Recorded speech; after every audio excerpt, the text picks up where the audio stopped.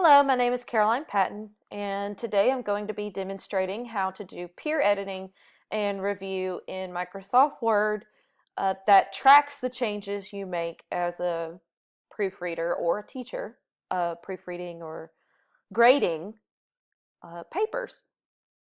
I prefer this method because it cuts down on printing costs, especially if your students don't have a printer. This can be emailed back and forth, um, and you don't have to print out the papers on your own. This can also be, they can, if they're peer editing, they can email it to each other, which I prefer because when I was an undergrad, at least even in high school too, if we did a peer editing activity, you would have to print out 4 copies for each person in your group. And if it's a, 5-page paper, that's a lot of paper for everyone to keep up with. And also, I'm like the Lorax, I speak for the trees because the trees have no tongues, and I don't like to waste paper. So, to get this started, to get the proofreading format started, you have 2 ways you can access it. If you use this toolbar that says home and layout and such, and you go all the way over to review. Also, as an aside, I am on a Mac, but this is Microsoft Word. It should be, and it's the latest version, so it should be relatively the same. Anyway, you're going to click review, and you're going to go to track changes, and you're going to want to switch that to on. Another way you can access this is to go up to tools and go to track changes and go to highlight changes. And this actually pulls up a more detailed option. And that's where you can change. I apologize, those are my children squealing with joy. Anyway, you can change the colors that you want to use because it's going to automatically go to red. And you can track, I'm going to change. I move this and what you're going to move and how you want deletes to look and how you want additions to look. And if you are inserting tables, although you wouldn't do that for a paper, you can change your colors. This where it says use balloons, that's how your comments are going to be presented, which let's go ahead and do that so we can get a better idea. So let's say you want to change either in grading or peer editing. You're like, you don't need that part of the title. I'm using one of my own for an example.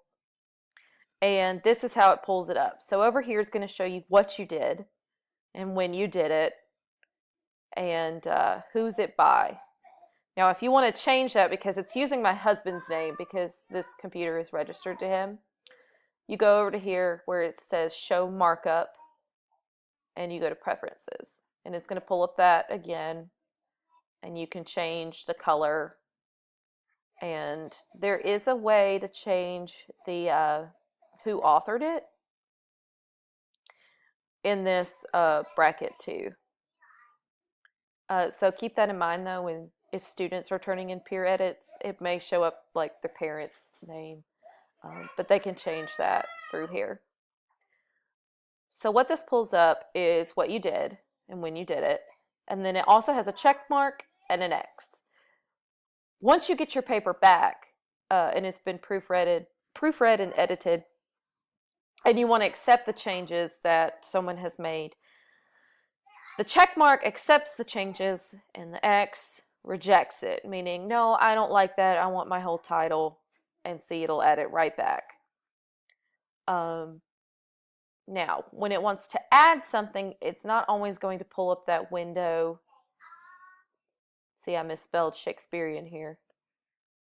And it'll change whatever I changed. It'll put it in red. And this time it at least will pull this up. Now, another example, like if you're adding something, let's say if you had 2 words, like, okay, like, oh, I need to add a space. See, it'll do that. Or if you want to add any other things, it'll add it within the text using whatever color you chose. Another thing that you can do with this format is go to review pane, and it'll show how many changes you made, the insertions, deletions, if you've moved something, formatted, or made comments. Now, the comments, now this would probably be something you would use more as a teacher than perhaps your students would use when they're peer editing.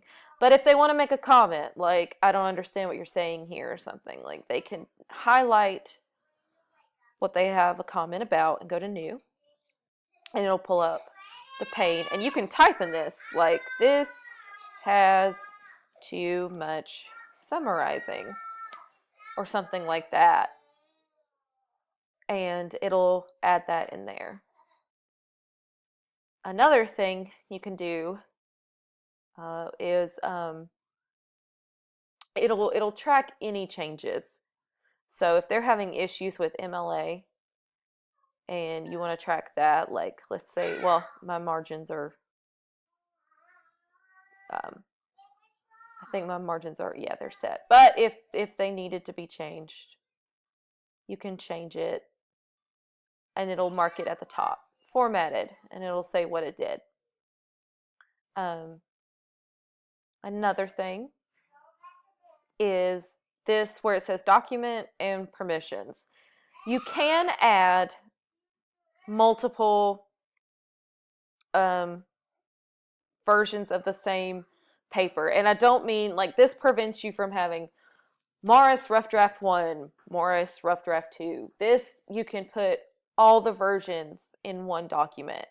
And then permissions, this could be like if you were grading something and returning it to them, you can actually set it up. Now, mine isn't set up to do that, but you can set it up to, once you give them or email back the graded version, they can't make any changes to it by using permissions. You can also do that here by making it password optional.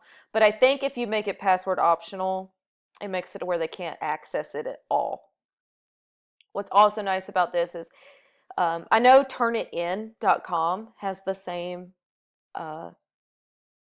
editing flow, but not everybody has the internet, or, you know, if your internet's down, you can still do your peer editing with this. You can also add comments at the end if you don't like the little bubbles, like next time be sure to expand on it, you know, things like that. But you see, it'll add the comments at the bottom if you don't like them in the bubble. Now, the only problem is if they accept that change, see, it becomes a part of their paper and they don't necessarily know, but that is an option. And see, it'll track everything you do down to little paragraph. But that's very helpful though for students because they can see what they did and see, like, I misspelled so many things in here. But this way they can email it to each other and have it all right there. And you can add multiple authors when you're doing it, though I don't think if they're emailing it separately to each other, but, and you would have multiple papers, but they can add the track and track the changes and use that separate versions to get all of them together. And this does allow them to work on it individually. There are other websites like PenFlip and Turnitin where you can work on it all together. PenFlip, you can actually, all three, like let's say you had them in groups of 4, then all 3 other students could do it at one time. But they may not all have the same schedule. Somebody may be at basketball practice when they need to do it, something like that. So this allows them to work independently. Now, if they were going to print it out with the editing marks, it will make the actual paper smaller, and it'll have these added to it. So just be aware.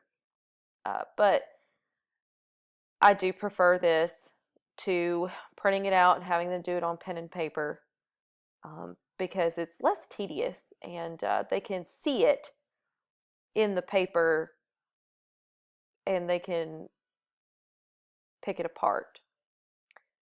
Well, thank you, and I hope I provide you with a new tool when it comes to grading and editing students' work.